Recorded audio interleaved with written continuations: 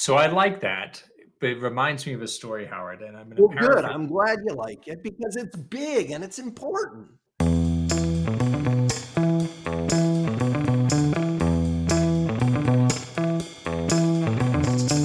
Welcome back, everybody, to this week's RevOps podcast. Today, we have Howard Brown, CEO, founder of Revenue IO, myself, CSO here at Revenue IO. Howard, today, let's dive right into the topic of the RevOps go-to-market model, but specifically transparency and accountability. And I want to share a statistic with you on the onset of this. When we looked at a tech CEO survey, 79% of all CEOs today say they actually don't have alignment around their revenue operations, their revenue production. And a lot of the times when you double click on that, what they find is, well, sales is reporting one thing, marketing is reporting another thing, products reporting another thing.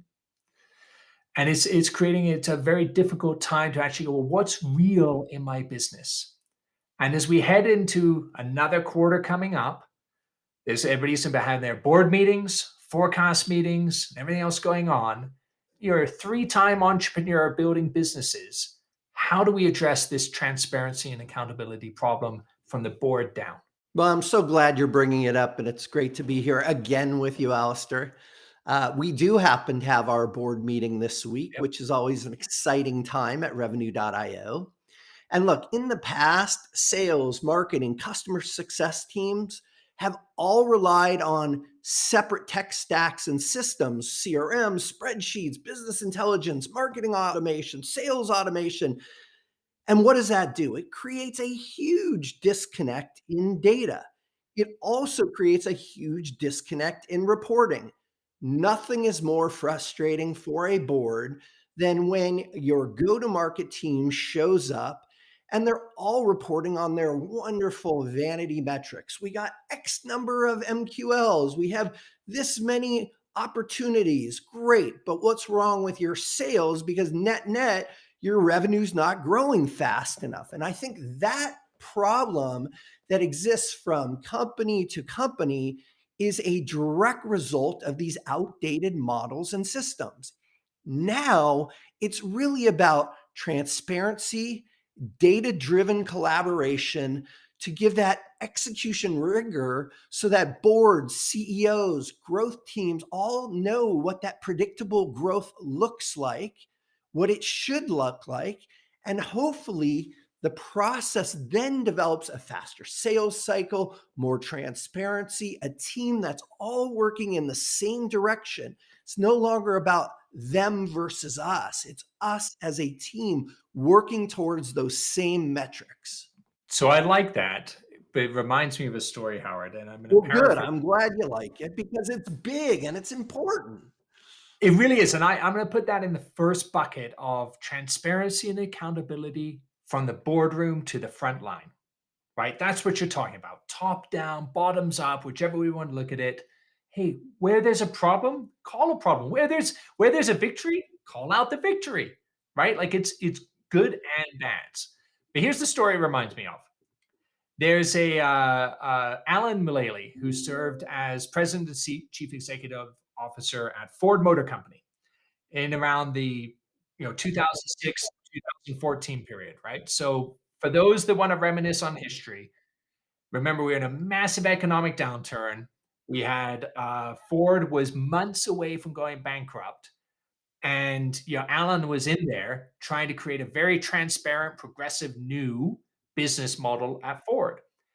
And so the folklore of that story goes, he would bring his leadership team in, for their weekly meetings and monthly meetings and roll up at the business, and they'd have dashboards.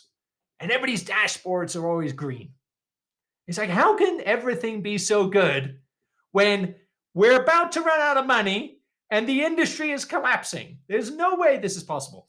And what he ultimately found was that it was a culture that didn't accept that there were problems until finally one of his executives stood up in one meeting and goes, you know what? I'm done with this.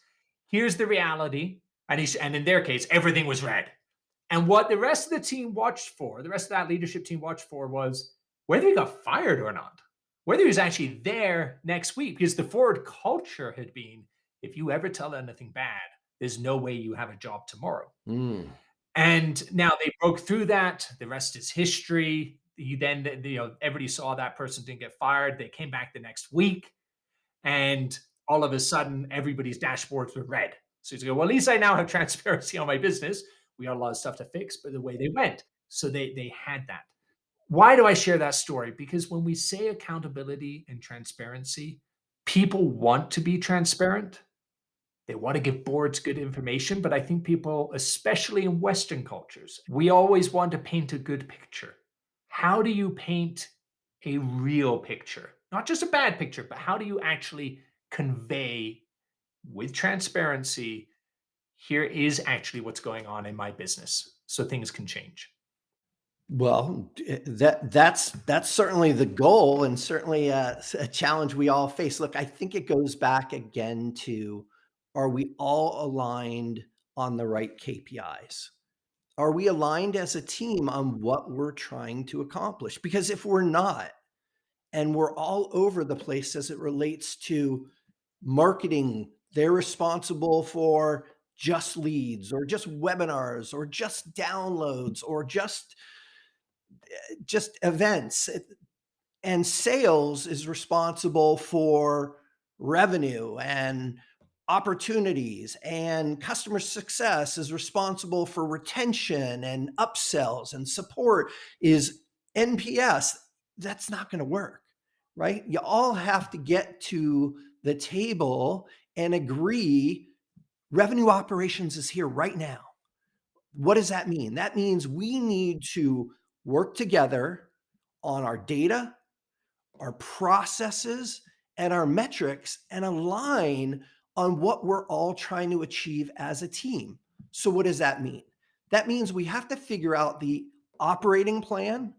That means we have to figure out the tools. That means we have to identify those KPIs and define them, a joint set of KPIs, because every metric cannot matter, right? You have to fix one thing at a time. So, where do we focus? Is it quarter to date pipeline? Is it next quarter's coverage? Is it pipeline acceleration? Is it marketing qualified leads, ARR, territories, one-on-one deal reviews, forecasting calls? Where are we going to focus? There's a lot to do. We have to come together as an executive team, and we have to align on what are the most critical objectives that we need to achieve in the short term, intermediate, and long term.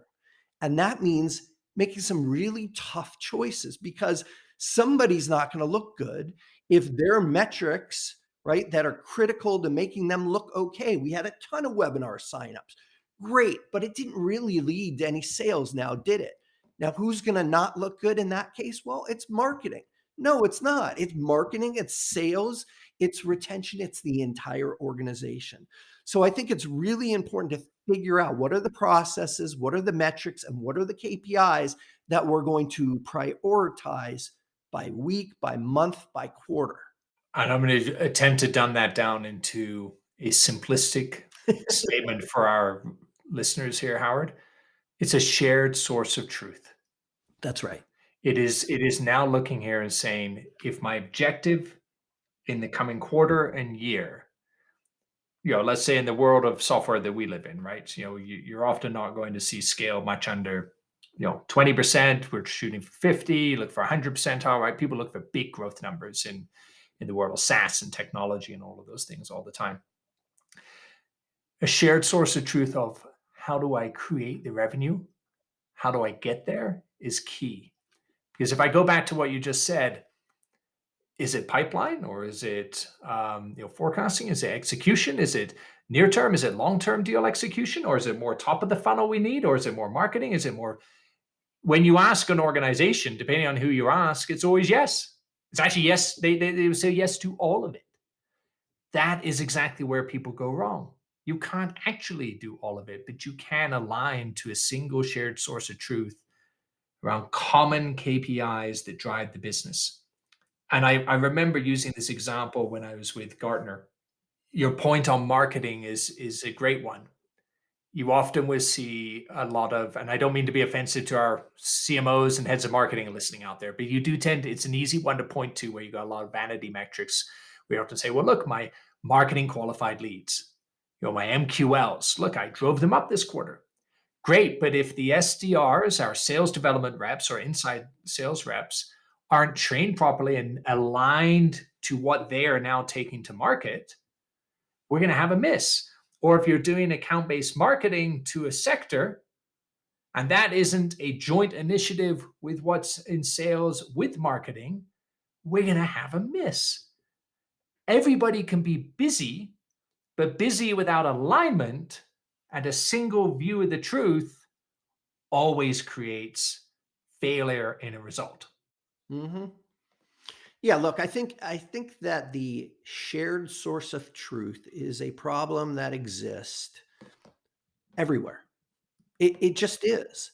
And the way to go after it is to take these brilliant resources we have that have these RevOps titles and get them working on, again, what are those share KPIs that matter? But most importantly, stop with every department bringing their own reports and their own dashboards to the table. Because it's data, right? You can slice and dice data any way to make it look like you're doing a great job. Let's not do that anymore. Let's make a commitment that we're going to use our revenue operations folks, whether they're called sales ops or customer service or customer support ops. Let's bring these RevOps folks together. Let's agree. This is the dashboard that we're going to work off of. So when we go to the board meeting, when we show up to our investors, these are the metrics that matter to our business. Now, they may argue, the board may disagree, and that's fine, but we're going to show up with one story. This is the story that we believe will, if well executed, and we are able to improve on these metrics as an organization, we will have better results. Marketing, stop bringing your own dashboards and reports. CS, stop bringing, let's agree, one dashboard. One dashboard with all the critical KPIs. Departments are no longer responsible for their reports or dashboards. This is the beginning of a real RevOps movement. Let RevOps control the reporting and dashboards that are brought to the table. So I love that. And in my experience of it, building a unified dashboard is somewhat easy to say. It's actually quite hard to do. It is. So for our listeners out there, as Howard just laid out, you want to create no more than six, in my experience, metrics that align around how revenue is actually produced and the goals we're going to go achieve, right? So you may be looking at things like the recurring revenue data that sits there. We're going to be looking at the growth focus. We may be looking at if you have channels, a channel complexity measured. There's going to be different things like that that we're looking at. Here's where I think the art of making that works, though, is whatever the six is you decide, you actually still have then what I'm going to call micro or team metrics, right? Because people often, what happens is they roll up to the broadest level, six metrics on the RevOps dashboard, but then the different stakeholder teams don't have their individual metrics that correlate to that result, and things fall apart. So I want everybody to be aware that you have totality and alignment. We align everything up to those six key metrics, the comp models, the revenue models, everything on that. But then you have individual team metrics behind that. So let's pick on marketing again, because we were earlier. They still need to pay attention to sales qualified opportunities and leads. They still need to pay attention to, are people turning up places and what assets are they using? But they invest and measure themselves off of how that translates through to one loss. So now they feel accountability to later stage deal engagement. They're not just dealing in front of the funnel anymore. Same is true for CS, the customer success team. You're not just looking at, oh, I've retained a bunch of people. How are you helping drive the growth of the business as well. The growth could come from the gross retention numbers, the NRR numbers, things like that. So, Howard, would you agree, disagree? What do you think there? No, no, I agree. I think that there's KPIs, right? So as a marketing team, let's pick one. For me, it's qualified pipeline. That's what it is from whether it's my ABM, my ads, my SDR outreach or working on inbound. The KPI is the qualified pipeline that's created. Now, what are the metrics that equate to that? Maybe it's quarter to date pipeline created. Maybe it's quarter to date pipeline quality, next quarter's coverage, um, pipeline acceleration, target account engagement. Those, okay, so great. So that is, I don't know if I, 5 or 6. That is 5 or 6 that then roll up into the core KPI, which is qualified pipeline, right? And so you have your different vehicles, ABM, digital ads, outreach, that then give you those softer metrics, the quarter to date pipeline created, quality pipeline, and so on. All that rolls up. But the one that's critical in that sort of top of funnel is the qualified pipeline. Can we agree to that? Yeah, absolutely. Yeah, qualified pipeline is simply if it's not qualified, it's useless information, right? It's not going to drive a result for us. So KPI for the sales team, right? Mhm. So now let's think about the sales team, maybe net new ARR. That seems like a pretty good one. I like net new ARR, but the one of the other ones I've always been a fan of is pipeline velocity. Okay. And why I like to always look at the pipeline in these models, because the size of the pipeline and the way in which pipeline moves forward or But we just backwards. talked about, and I'm going to interrupt you because I'm passionate. We just talked about pipeline, right? As that is the top of funnel, qualified pipeline creation. Like that is top of that's sort of that go to market top of funnel. Now I'm talking about sales execution, right? The KPI around that, let's keep it simple. Net new ARR. That's what they have to do. Yeah, that's what they have to do. Yep. And look, again, that's like, how you get there, right, is a variety of ways, but there are underlying metrics, right? Net new ARR, what is my win rate? How long is my sales cycle? Um, ARPU, average selling price. What is the CAC? What is the customer acquisition cost? How many dates slipped? What is quota attainment? All of those, though, roll up to the main KPI for sales, which is net new ARR, right? 100%. 100%. All day long. Because at the end of the day, what else are we paying our sales teams for if it's not for that? Okay, so then I'm agreeing with you. There's the main KPI, and then there's the stuff that's underneath, right? Absolutely. Now as we go through, let's also now get to CS. What's our CS KPI we want to use there? And I would suggest we want to look at both the NRR and the GRR numbers, so the net retention rates and the gross retention rates of the business.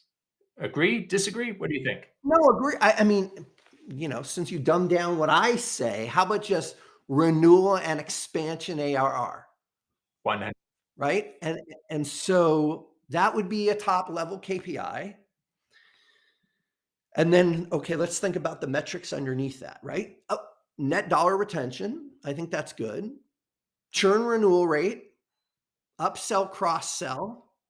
NPS would be You another one. could Net say, promoter scores we'd want to look at maybe as a sub metric, right? Health of the customer. yeah, absolutely. Customer lifetime value, Yeah. cohorts or customer segmentation.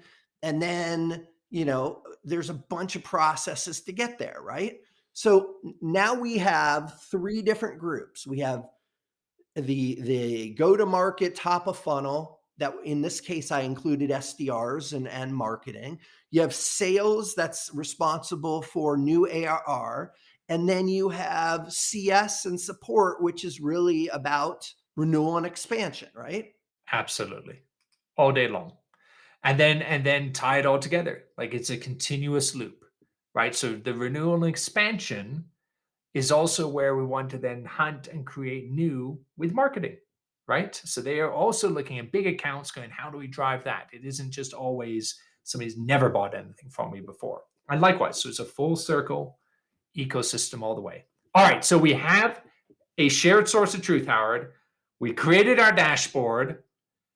Now, ultimately, we then want that to create some predictability to grow our business, because then when we sit with our board and or you and I sit down and say, hey, we're going to go spend a bunch of money on X, we know where and how we're going to go spend the money. Or if we need to alter where an investment is going because we aren't seeing the right result, you can react faster in the business. That's the benefit of a transparency from top to bottom, a shared source of truth, a common scorecard. It actually helps me apply dollars smarter in my business. That's where predictable forward-looking growth comes from. The ability to put the dollars to work correctly in people. Let's wrap this up. Let's do part 2 of this. Okay. Because I think predictable revenue, predictable growth is something I have a lot of questions for you about. I love it. So bring us home. Let's bring us home here. So we know there's 4 parts here. We started off with the idea that 79% of all CEOs said it's darn hard to align this stuff. And it's really hard to predict where we're going. So of the 4 things, the first 2 are 1, transparency and accountability from the boardroom to the front line. 2, a shared source of truth that lights up my entire revenue organization. 3 and 4, we're going to address on the next episode. So thanks so much for tuning in. Appreciate it today.